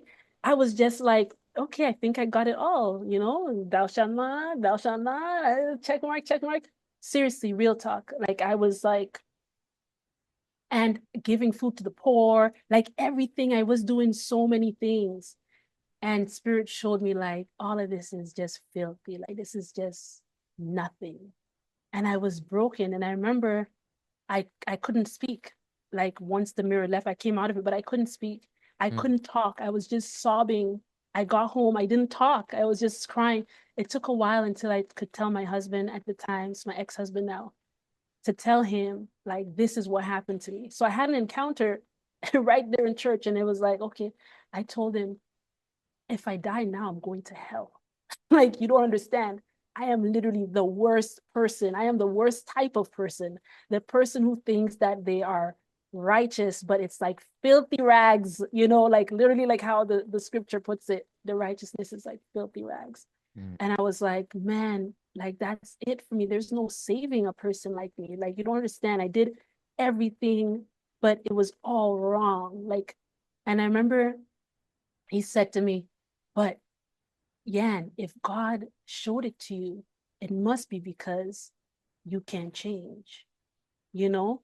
It must be. If God showed you that, it must be because remember, God forgives you if you really repent. I was like, really repent, bro. I am like, how I so do not want to be this person. I want to be pure. And then so from then, my prayer was just like, I need to pray for myself. I mm, need to pray for my soul. I need healing. I need wherever this stuff is coming from. So all of that turned my gaze from outward to inward, mm, you know? Yeah. And then from that part, I think it was just like realizing, how do you balance what you see happening with people on the outside. And as soon as you want to kind of like be judgmental, it's like, hold on, hold on, hold on, hold on. Let me check myself. What is going on in here? And there are times when you think you're okay, you can't detect it, but there's stuff there. There's stuff there. And mm, so it just doesn't make sense to judge.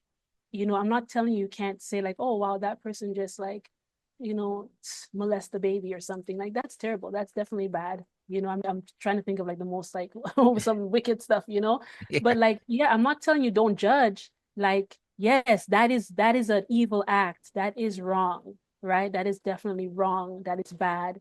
Don't do that, right? You don't want to encourage that. You want to stop that. You want to protect children. But at the same time, it's like, okay, why? Yeah, Why yeah, is absolutely. why is Why? that person doing that? What is going on? And then a lot of people that I know who have been molested have molested people. And it's like, listen, we're hurt. Human beings have gone through a lot, for you're little and things are happening to you, you can't process it, and then you do it to somebody else, and then it's like a cycle, because you can't talk about it, you can't tell anybody about it. So now you just have a weird bad fetish, you know what I'm saying? And then you're like a closet person, you're sneaking around and you just go down a deep because you're feeding a monster. You see what I'm saying? All because you can't just be truthful with like, hey, when I was little, this happened to me and it awakened something in me. It gave me an appetite for something. I don't want to hurt people, but how do I deal with this thing? Mm, That's there. Why can't we, if we're all honest, you see, if everybody's honest with themselves, then everybody knows you really can't judge anyone because my thing, maybe my thing, what is my thing? My thing, like, what is my thing now? So my thing might be self-love, right? Somebody else's thing might be addiction. Somebody else's thing might be whatever. But at the end of it, if it's not love, then we're all equal. You see, it doesn't matter what your thing is. The goal is to love, to love others, to love yourself. It doesn't matter. There's no sin higher than the next sin.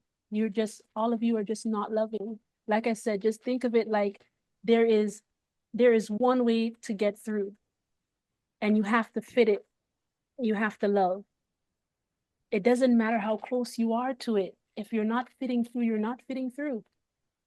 All of everybody will be stuck on the one side. It doesn't matter if, oh man, I missed it by, like there's some tests where you need to get 80% or more to get in, right? The person who gets 79, the person who get 1%, the person who totally gets zero, they're all not getting the job. You get what I'm saying? No, none of them, it doesn't matter. Oh, well, I came close. It doesn't matter. You don't have the job. We're all unemployed. mm. What's your point? You see what I'm saying? And the key, the key there is to have the love of Most High in your heart. That's the key. Because guess what? None of us are gonna be perfect in these bodies. We're not gonna perfect love. anytime soon in the way that we're trying to. The way to perfect love is through forgiveness, mm, is to realize this is the truth. We are in this situation, we are in this condition, and we're going to mess up sometimes. I forgive me, I forgive you. How do we make a better decision going forward? That's love. That's the perfection. You see what I'm saying? Right. So, how did we get here? okay. No, it's good because I was gonna ask you like a fuck because I know we could talk for hours and hours. So I was gonna ask you like what's a good like a message you want to give, and I think you gave it already anyway. So Somewhere in there, someone will find something. Yeah. no, that was the about love, yeah. So yeah, yeah. I prayed when I was really leaving this plane because I could feel my spirit really like, okay, we're not holding on anymore. I was like, no, yeah, I was trying to hold on. I was physically holding on to the couch while I was feeling my spirit was just going. I was trying to hold on because I kept coming into this realm. I'll talk to my husband. I even went all the way to record messages for my children because I saw what I saw on the other side. So I left a message for each of my children because I'm like, okay, this is it. Like, I mean, I was going. I was like, that's it. Like, it's not, like there was no doubt. And I said to my husband, you know what? Just pray.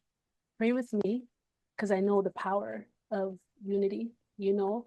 I said, pray with me that I get sent back.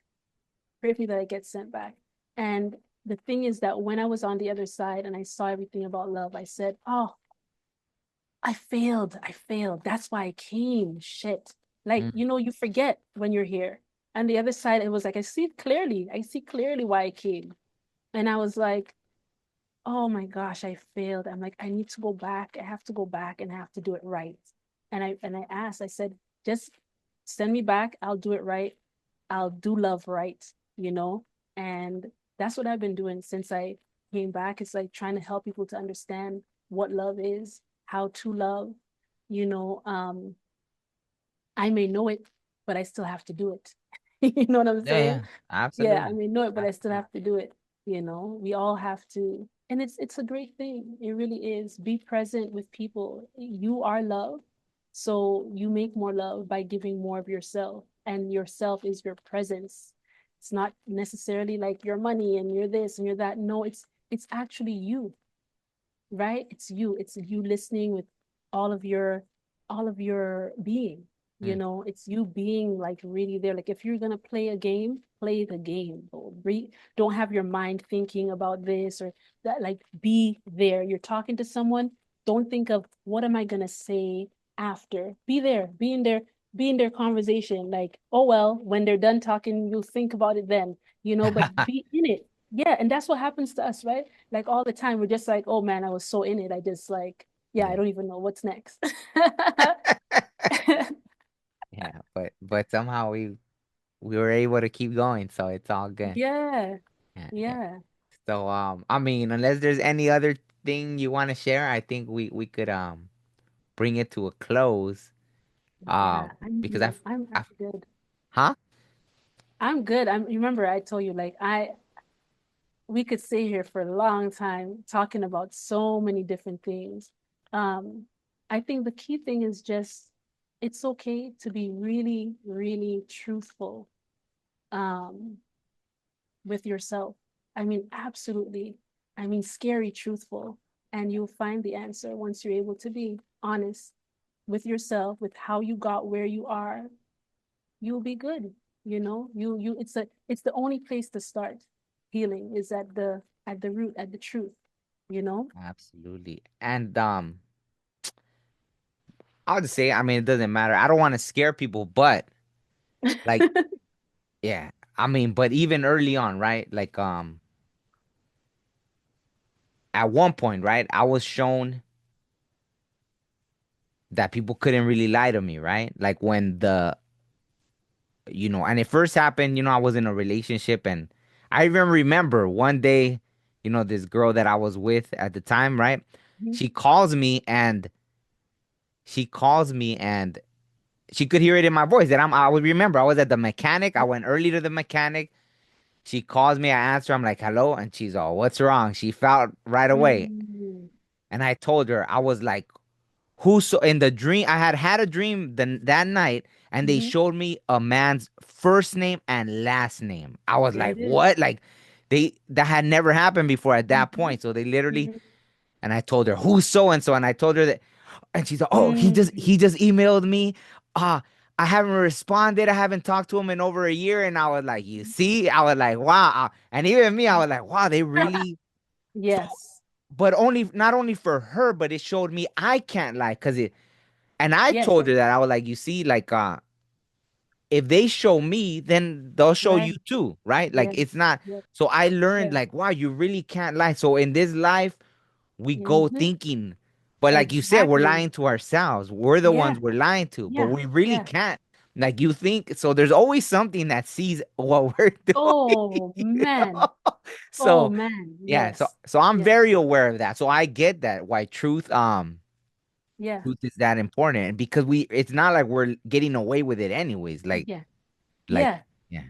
That's the thing too. Like people think about judgment, and that's we could have another talk about that. I had a hell experience, right? Mm. And after, and I was told I was this was in 2017. I was what's it called? The deliveries today. Oh. Yeah, yeah, yeah. Can you hear my dog? It's so loud. No, it's not even coming Yeah. through. Oh, that's great. Yeah, That's yeah, great. yeah. I Yeah. think it has a So, noise cancellation thing on here. That's why. oh, that's so you're just like, what? This girl's always talking about a dog. No, but even me, when my dog barks, but then when I watch the video, it never comes Not out. I'm like, oh there. wow. Yeah, That's great. I love that. Okay, perfect. So, yeah, in 2017, I was woken up, and I say woken up, but it's like, I'm not actually up in my thing. I'm sleeping, and then it's told, okay, you're gonna see what people go through when they die. I said, okay. So I just followed, the presence that was there, and we went fast. I mean, fast is not even the word. I don't even know yeah. what to call it, right? Like, I mean, like, Like like if you instant, were you were just there. like just going through it, but I could tell we were passing Oh, okay. through. I don't know what to call it, but we were passing through different, well, realms or however you want to call it. But I could feel when I would go from one and into a next and through it, right? But very, very fast. And then I'm getting used to this. We were going for a distance, and I'm getting used to it. As soon as I'm like, okay, like we're going far, we're going really far this time. It's all of a sudden just like smack, like I just smacked into something. My hands went through, my hands, my head, like my whole self went through, but then my chest got stuck. Mm. Like everything went through and my chest got stuck. And I was like, what the heck? Like what is this? And I remember I came out, I tried to go through. Every time I try to go through, it's like an invisible wall was there. I try to go through and I can't go through. Like my chest isn't going through. So I look down, like, what is this? What's here? And I look down. As soon as I looked down, I could see what was there, what was in my chest. And I'm not going to get into the whole thing, but what was in my chest was like basically I had condemned myself for something that I had done, No. right? I didn't forgive myself for something that I had done. And I saw it and I was like, oh yeah, right. And immediately I was like, yeah, this is bad. I get it. Can't go through. The person who was with me, they took my consciousness and they put like so my light body stayed there, but Mm. like my consciousness came out and went into somebody else's consciousness, like somebody else's being. I did not see anybody else there until that moment. All of a sudden I was aware that holy crow, there's a whole bunch of other people who were stuck here at this wall. They Mm. were in these type of like orbs, right? They were in these type of like bubbles. They were inside these bubbles. And I was inside. There was this woman. I was placed inside of her, and I could see everything she was thinking about. I was seeing all of her memories, all of her thoughts, and I could, inside of this bubble was like fire, right?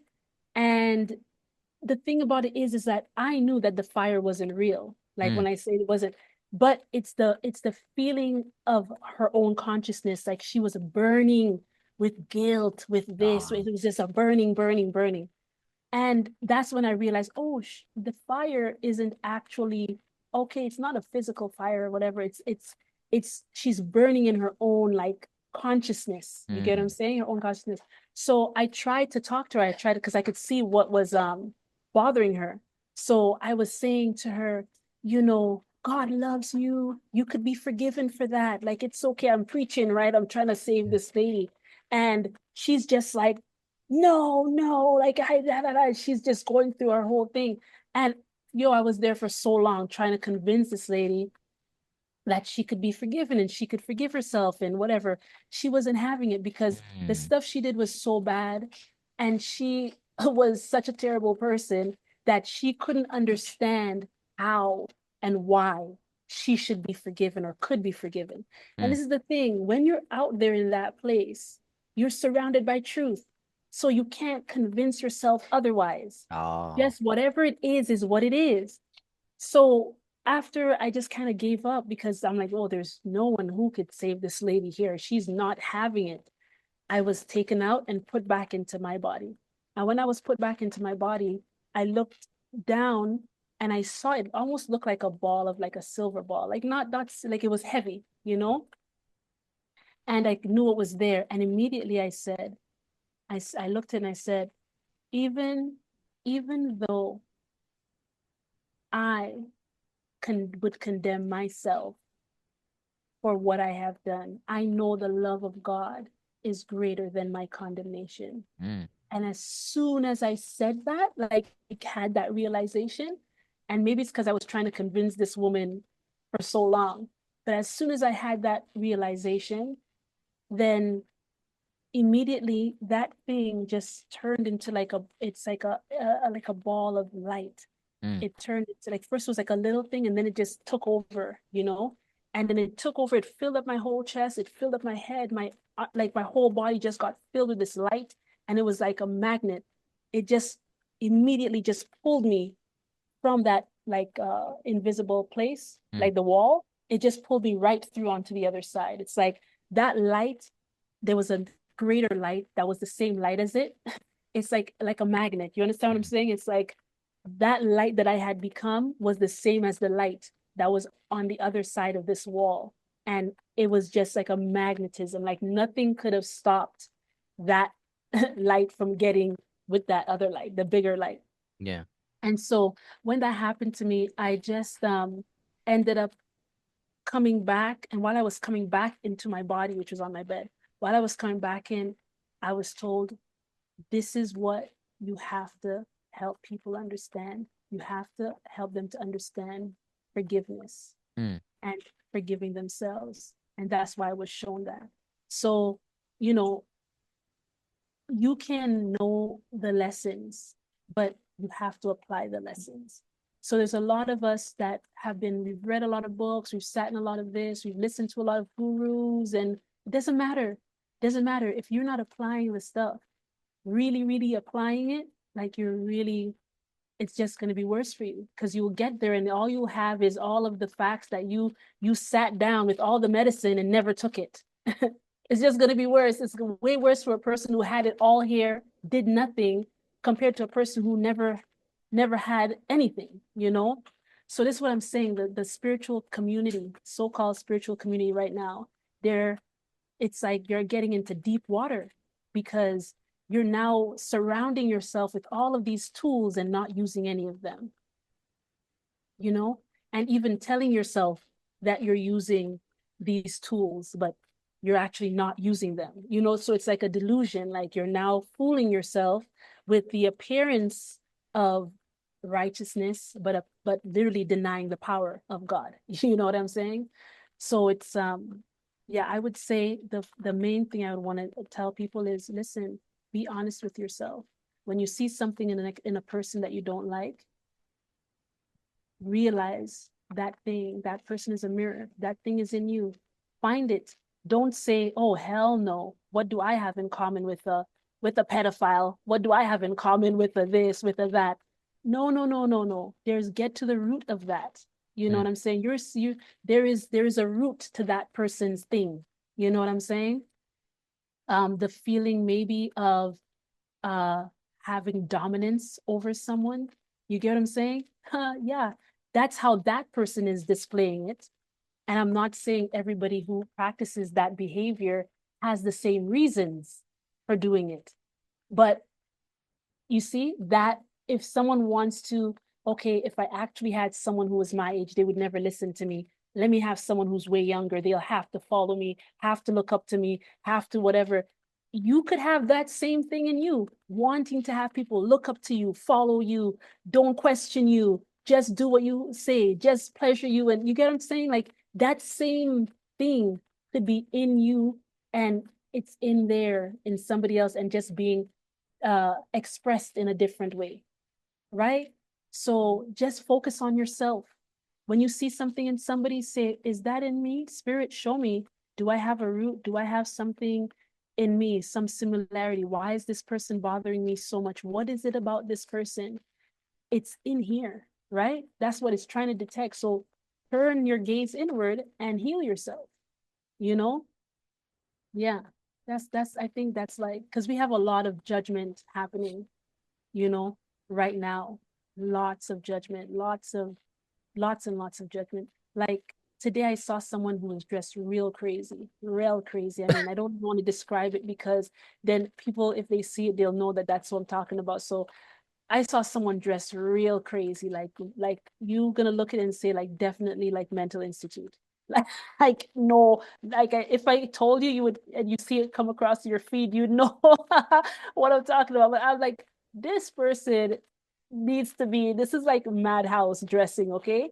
So and then even now, it just came to me right now as I'm talking to you. But I can look and I could say, what is it about that? You know what it is? That person has a level of freedom that I've never expressed. That person could come on to social media and dress like that and feel confident and is loving their life, enjoying themselves. So it appears, so it appears. And I have never come close to exercising that level of freedom and confidence. Whether they sounded good when they were singing or not, like, you see what I'm saying? So it's like now you're judging, you're like, how dare that person go on there? It's because you so you judge yourself so hard that you're saying, why should that other person be free? Because I'm not free. See? So your issue is really with the fact that you are not giving yourself the level of freedom that you would want to have. So when you see someone exercising it, it pisses you off. It's not even about that person, it's about you. No, You see what I'm absolutely. saying? I love that. I Yeah. love that. Thank you for And saying. that's it. That's it. That's it. No more. Okay. No, thank you so much. This has been a beautiful conversation. So thank you so much for everything you shared. And see even that being able to share about like difficult times, like I know for you, you probably see it from a higher perspective, even like the NDE and having a miscarriage and all those hard things to talk about. Mhm. But thank you for being open. Um, where do you Yeah. want people to contact? What was that? Oh, I said you're welcome. Yeah. Where do you want people to be able to contact you and all that good? I think I don't. Did we already say it in the beginning or not yet about your I don't website think and we all that? did. I don't Okay, think okay, we then let's did. I say it don't know. again. Yeah. Well, they could follow me if you're on IG. I only really have IG and YouTube. So if you want to follow me on IG, that's dream underscore manifestation underscore specialist, dream manifestation specialist. And on YouTube, it's Yandea DMS official. So that's the two places you could see, my videos and stuff like that. And if you want to maybe check out what things I do as far as like healing and all that, you could go to www.abama, ABAMA, Abama. Um, actually, it's not. It's www dot iamabama.com. Yes. So I'm sure you could probably put the links or Yeah. something No, in there. absolutely. I'm gonna put all the links. So that's what I was gonna say. Yeah. Don't worry. Yeah. Yeah. And then you could email me from there, like from my website. You could email me or from just DM me on um on IG. That's probably the quickest way. Yeah. Yeah. Thank you so much. So, Yandea, all right? Hmm. No, thank you so much. It was such a delightful conversation. And also, we're gonna do it live on your channel. So, That's right. I mean, if anyone sees this, this is gonna be after we already did the live, but I'll put the link so they can see it Yes. afterward. So I'll put the Yes. link in the description as well for the live we did for your YouTube channel and everything. So, Yeah. I'm um, so looking forward to interviewing you. It's like my turn. ah, And you get to share all of your goodness. oh wow. It's each one teach one, we're one, Absolutely. so A- it's good. Absolutely. Yeah, I'm looking forward to it too.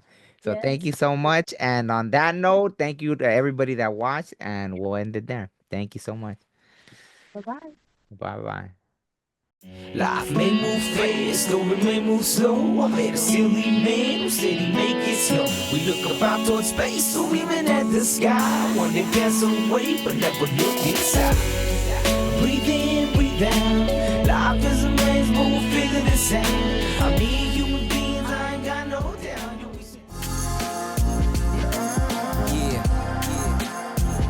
that's right. Yeah, sometimes you just feeling it, you know what I'm saying? You just feeling it.